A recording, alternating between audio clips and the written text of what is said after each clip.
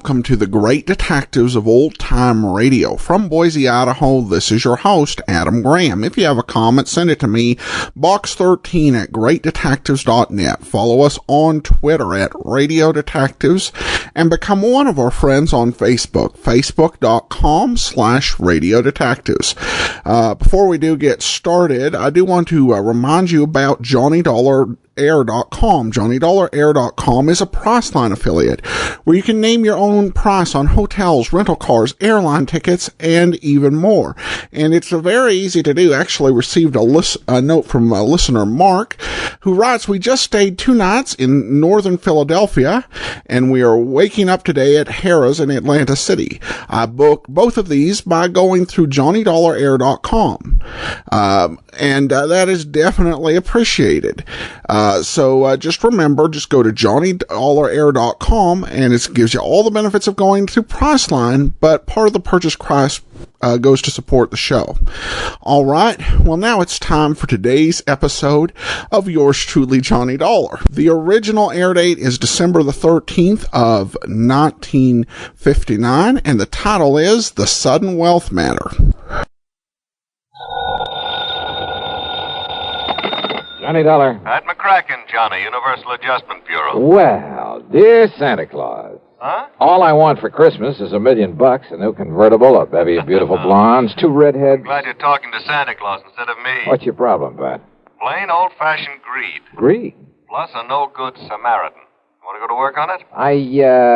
What's the fee look like on this one? I can always use a few extra bucks this time of year. As who can't. But you know something? What's that? When you find out what this is all about, Johnny, well, believe it or not, even you may suddenly decide to make like one of Santa's helpers. Oh, now wait a minute. If that means no fee. Come on over. Let's talk about it, huh? Yeah, I think I'd better.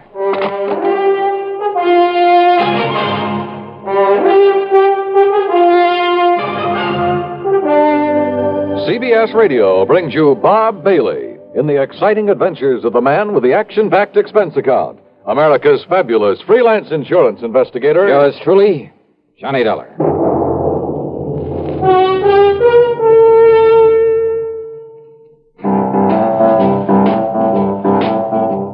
Talk about best-selling records. Here's a familiar tune about America's best-selling filter cigarette, Winston.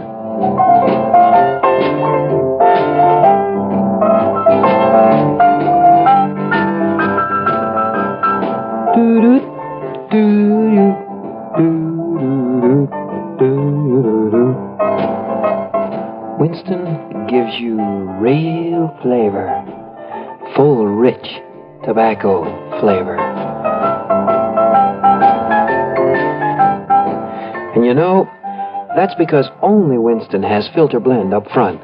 Choice, flavorful tobaccos, specially selected and specially processed for filter smoking.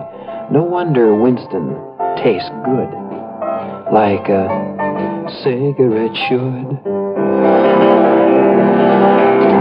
Smoke Winston. And now, Act 1 of yours truly, Johnny Dollar.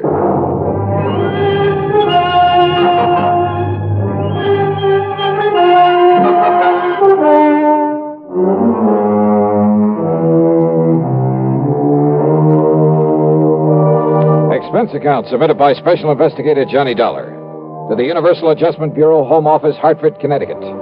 Following is an account of expenses incurred during my investigation of the sudden wealth matter. Pat McCracken trying to chisel me out of a fee? Well, there was one way to find out. Expense account item 1, $1 even for a cab to his office. On second thought, just in case, let's call it $1.50. When I got there, Pat got straight to the point. Johnny, as you know, we adjust insurance claims, do a lot of other services for a lot of small companies. So? Well, a good many of them cater to the farming communities. Not only home and property insurance, but they push endowment, the retirement type of policies. Companies like, Amalgamated Life, Trinity Mutual, New Britain Mutual, and so on. I think I've worked for all of them. Well, then you know the sort of clientele they cater to. So what's happened? 2 years ago, out in South Dakota, in a big agricultural South Dakota? area. Just a few days before Christmas? Wow.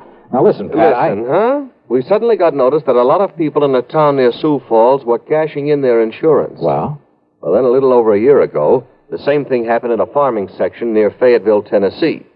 And about 6 months ago at a small town near Macon, Georgia. And these people are not only cashing in their policies, but they were borrowing on their land, hawking their furniture, raising cash any way they possibly could. For what purpose? To invest in the stock market.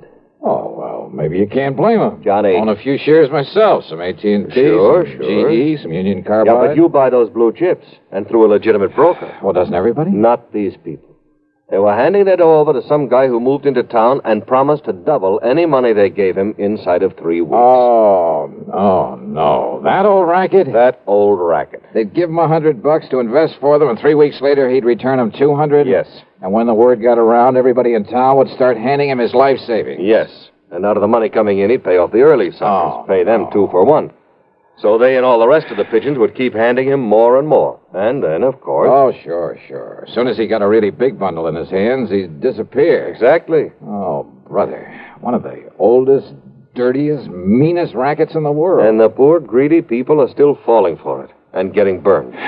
And the authorities haven't been able to catch up with this guy? By the time they have, he's been gone. And now the latest series of policy cancellations started coming in only a few weeks ago from a town called Enterprise, New Jersey. Well, then, Pat, there may be time to nab him. I hope so. But why aren't the local authorities doing something about The man is still paying off, Johnny. You know, the early investors. You can't nab him for that. Oh, well, what he's really doing, though, is setting up the later suckers for a big killing. Of course. But isn't anybody wise to what he's up to? Who knows? Maybe there are a few who are smart enough to get in at the beginning during the big build-up. Yeah, but they'll get their money back. Why, sure, doubled. But then, when he gets enough new money... Well, aren't the police wise to him? Suppose they are, Johnny. What can they do so long as he keeps paying off as promised? Oh, brother. Of all the dirty, rotten... Well, you want to go look? I sure do, Pat. And you can pay my expense account, but that's all. You know, on account of Christmas or something. I kind of thought you'd feel that way about it. Yeah. I'll be in touch.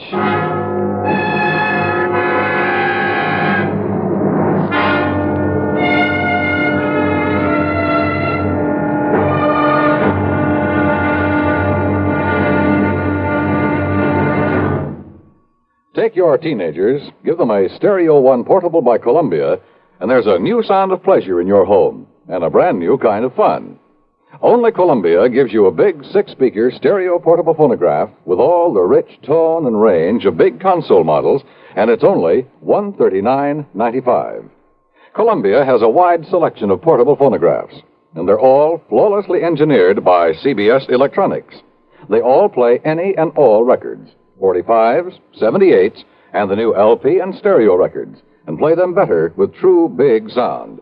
You just can't buy a better portable than a Stereo One portable phonograph by Columbia. You can't find a better buy either. Portable prices start as low as $39.95. Christmas is the time to give your youngsters a gift they'll get fun and pleasure from all through the year. Time to give them a Stereo One portable phonograph by Columbia. #1 in the wonderful world of sound. And now, Act 2 of yours truly, Johnny Dollar and the Sudden Wealth Matter.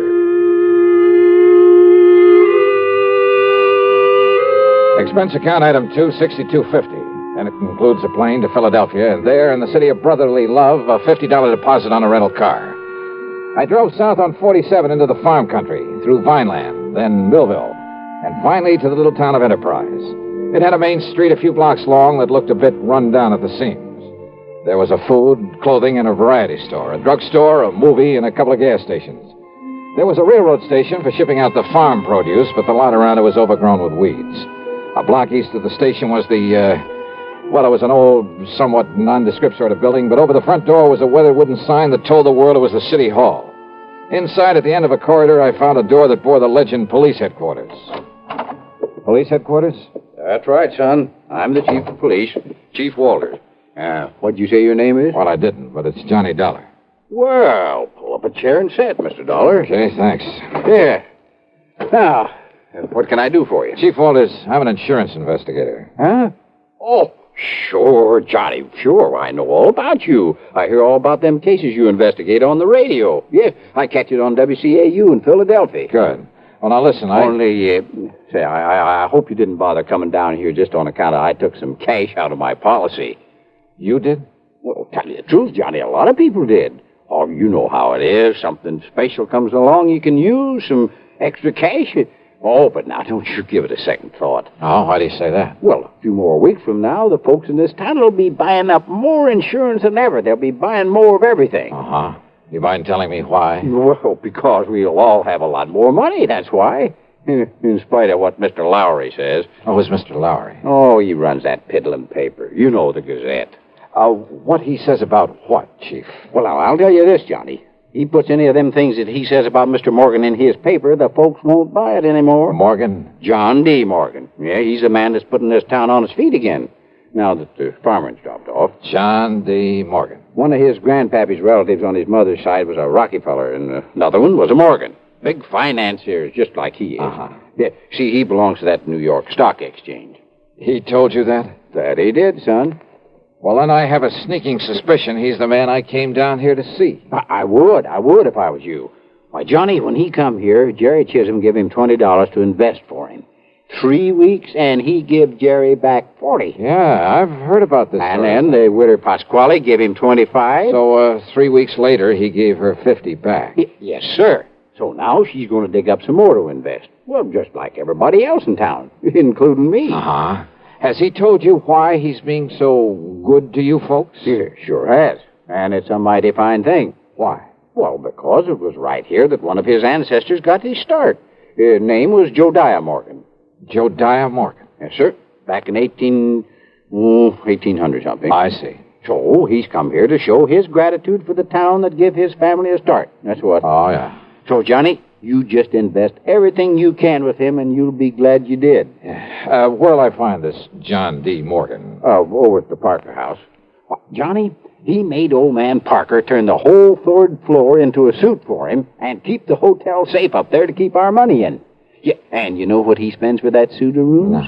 $100 every week. Wow. Okay, Chief, thanks very much. Oh, of course, you being from out of town, though. Well, are you on pretty good terms with him? Oh, sure am. Well, I probably sent him more folks with their money than anybody. Oh, well, then maybe you can do me a favor, then. Well, sure, Johnny, sure. Anything you say. Well, look, Chief, call him up. Tell him you'll send me over. Tell him I'm, one of the hometown boys who made good in selling on the road, and that I've come back here for the holiday. Yes. All right.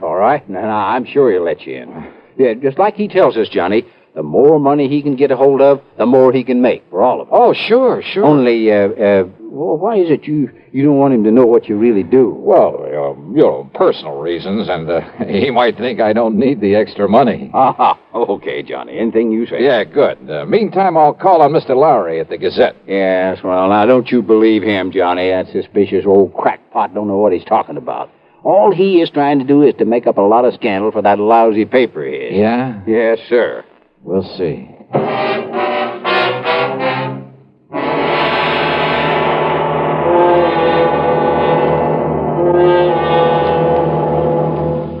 Act 3 of yours truly, Johnny Dollar, in a moment. Meet star Stuart Irwin. Nothing's worse for an actor than a nasty cold. To feel better quickly, I take wonderful 4-way cold tablets, the fast way to relieve cold distress. Right. Tests of all the leading cold tablets proved 4-way fastest acting. 4-way starts in minutes to relieve muscular pains, headache, reduce fever, calm upset stomach, also overcomes irregularity. Take my advice. For your next cold, take 4-way cold tablets, the fast way to relieve those cold miseries. 4-way, only 29 cents. And now here's a word about another fine product of Grove Laboratories. Does dandruff dull your hair, leave scalp itchy? Get Fitch Dandruff Remover Shampoo and get rid of unsightly dandruff in 3 minutes. 3 minutes with Fitch regularly is guaranteed to keep embarrassing dandruff away forever. Apply Fitch before wetting hair, rub in 1 minute. Add water, lather 1 minute. Rinse 1 minute. Every trace of dandruff goes down the drain. 3 minutes with Fitch, unsightly dandruff's gone. Fitch can also leave your hair up to 35% brighter. Fitch Dandruff Remover Shampoo. And now, Act 3 of yours truly, Johnny Dollar.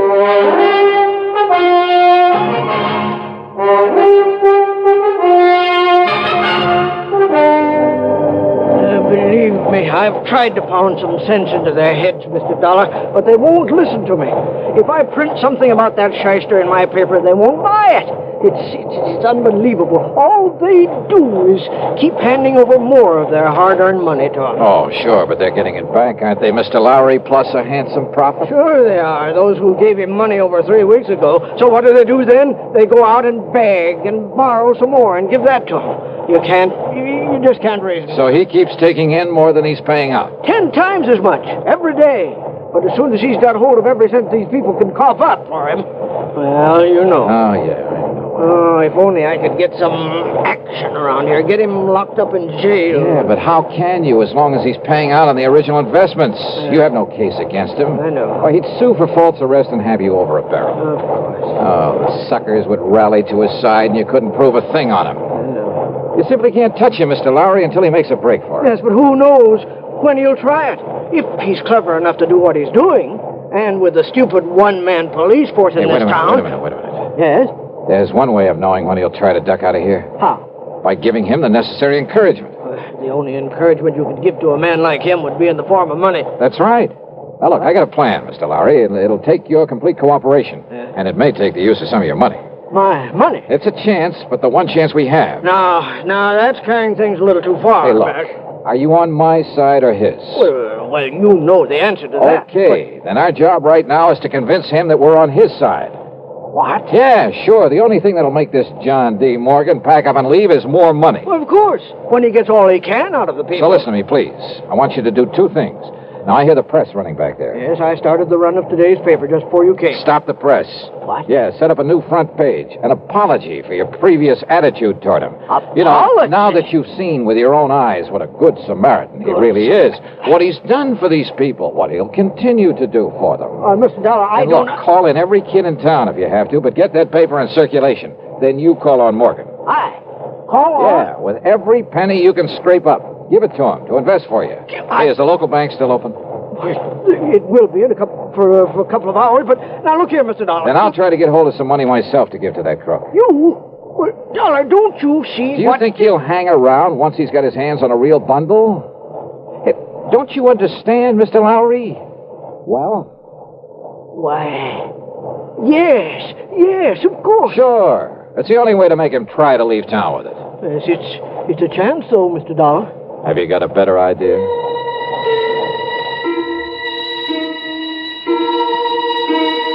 While Mr. Lowry set up a new front page and got the paper back on the press, I went over to the city hall.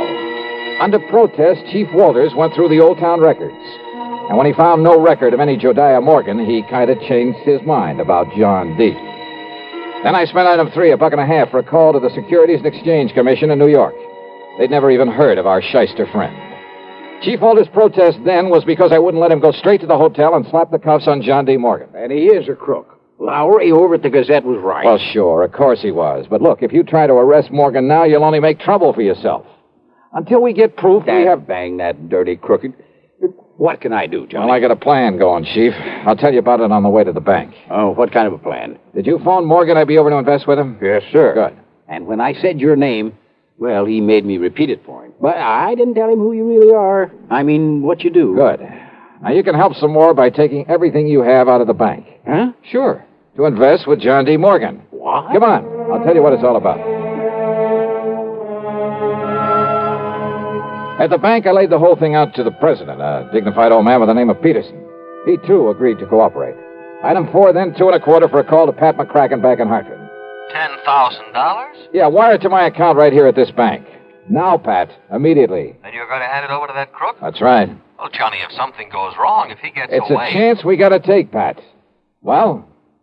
Okay, Johnny, whatever you say. Attaboy. Now, Mr. Peterson. Mr. Dollar, my own wife has just gone to see Morgan with $5,000 for him. Oh? And if that doesn't, well, I guess flush him out is Yeah, good. And yet, I wonder. Yes. Well, I just hope we aren't overdoing this thing now. Enough to make him smell a rat, I mean. No, of course not, Johnny. Ain't you seen the Afternoon Gazette? Precisely. With the paper now supporting instead of fighting him, more people than ever have gone there to give him money. Yeah, but if he does get suspicious, I think I'd better go over there and see him. Whatever you say. But until Pat wires me that $10,000... Oh, here, Mr. Dollar. Here's $1,000 in cash. Huh? From my own personal account. And if you need more... No, thanks. But this ought to be enough to convince him I'm sold on him. Hope I'm not too late. Not unless he were to find out who you really are. Come on, Chief. Let's... Hey, Yes, Mr. Dollar? how does Morgan get around? Johnny, you mean you ain't seen that beautiful limousine, that brand new... Where does he keep it? We rents the garage back of Miss Goodwin's house on Wood Street, a couple of blocks west of the hotel. Okay, Chief, then I'll meet you at Morgan's hotel room. Okay, Johnny. And don't, for heaven's sake, tip him off about this. I'll go along with the chief. Yeah, do that.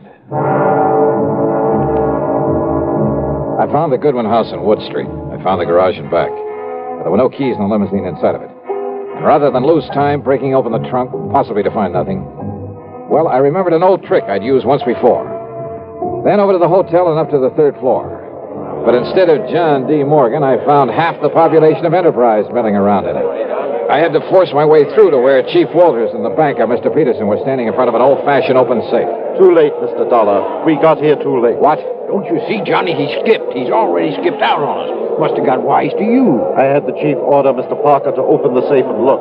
Look at what everybody who came in here thought were bundles of money. Their money in it. Wads of paper with bills on the outside to make them look Dollar, listen to me. Yeah, Mr. Lowry. These people feel that you were responsible for this. Me? And after making me give my last penny to him a while ago, Dollar, I can't help wondering myself. Oh, now look, use your head. Listen to me. Listen. All right, I'm listening. Well, doesn't anybody know where he went? He must have went out the window in the back room when he seen me and Mr. Peterson coming. The back window, huh? Okay.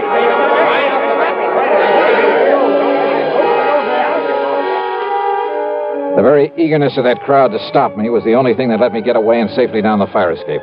For they jammed so tightly into that back room, into the window itself, that it was a long, precious second before the slow, clumsy old police chief could start down after me.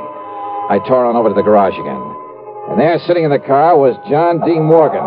One hand on the starter key, the other with a Colt 38 leveled at my head. You, huh? I might have known you'd done something to my car when I saw you leaving this garage for the hotel a few minutes ago, Dollar. That's right, Morgan. I took the rotor off the distributor. Then put it back quickly, or so help me, Dollar. Sorry, old man. It stays right here in my pocket. And you give me no choice.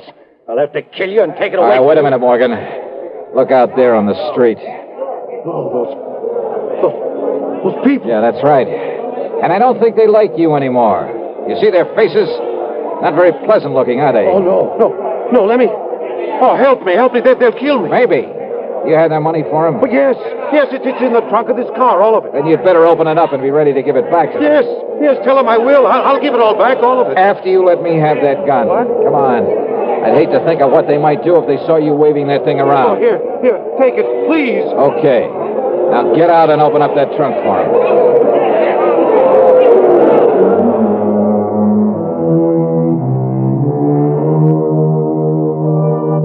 That mob, slowly, menacingly moving in on us, was something I won't forget for a long, long time. Matter of fact, it was Morgan tossing out the money, shrieking out a confession, promising to pay them all back, that saved me from them.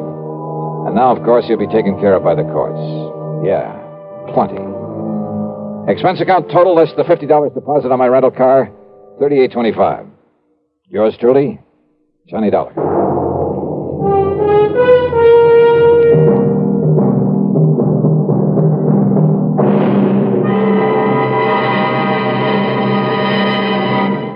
Our star will return in just a moment. How's your Christmas shopping coming? Not leaving everything for the last minute, we hope. Remember, as a practical gift-hunting matter, the best selections usually go to the earliest shoppers. Another thing, last-minute men compete with the biggest crowds in the stores and streets and face greater accident danger. CBS Radio suggests shop early and safely for a healthy, happy holiday season. And here's a suggestion for Christmas buying that's really giving the best. Almost Christmas, no time to lose. Lots and lots of gifts to choose. Give him, give her a gift set by Yardley. For her, an array of all new Yardley gifts, $1.50 to $13.50. A Yardley Red Roses Spray Mist and Soap Set, $3.50. All prices plus tax. Yardley. Give him, give her a gift set by Yardley. Now, here is our star to tell you about next week's story. Next week, the strangest disappearance I've ever been called on to investigate. Join us, won't you? Yours truly, Johnny Dollar. Yours Truly, Johnny Dollar, starring Bob Bailey, originates in Hollywood and is written, produced, and directed by Jack Johnstone. Heard in our cast were Lawrence Dobkin, Forrest Lewis, Junius Matthews, Edgar Barrier, and Russell Thorson. Be sure to join us next week, same time and station, for another exciting story of yours truly, Johnny Dollar. This is Dan Coverly speaking. Time once again for another tale of suspense as this popular weekly drama follows on the CBS Radio Network.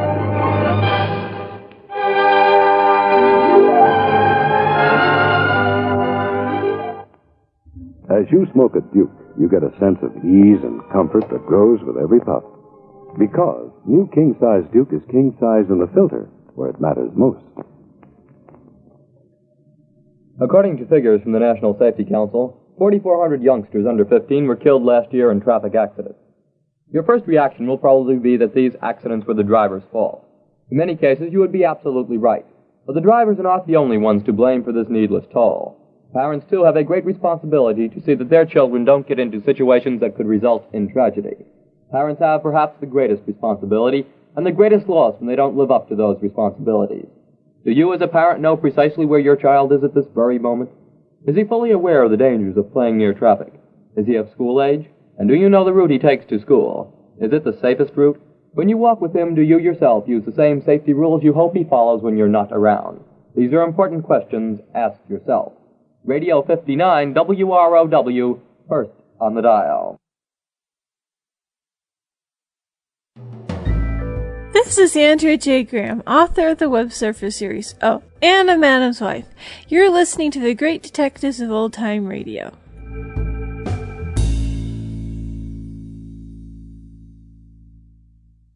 Welcome back. Well, it had some holiday elements in it, but that was mainly just the time of the year. So I decided to go ahead and play it, though I will save next week's episode for a few weeks down the line when we get into Christmas programs. So we'll skip an episode and then come back to it. And you do have to admit, Johnny found himself in a really tough situation because he was wondering, why weren't the police doing something to stop this? And then he found out, oh yeah, because the police have accidentally stumbled into promoting it. And of course, what was really nice is Johnny came up with a plan, but he just took it way too far. And that led to some a little bit of a comedy feel to the episode. But I do think he had the right idea on how to bust him. Alright, that'll do it for today. Join us back here tomorrow for Dragnet, and next Friday another episode of yours truly, Johnny Dollar. In the meantime, send your comments to box13 at greatdetectives.net. Follow us on Twitter at Radio Detectives and become one of our friends on Facebook.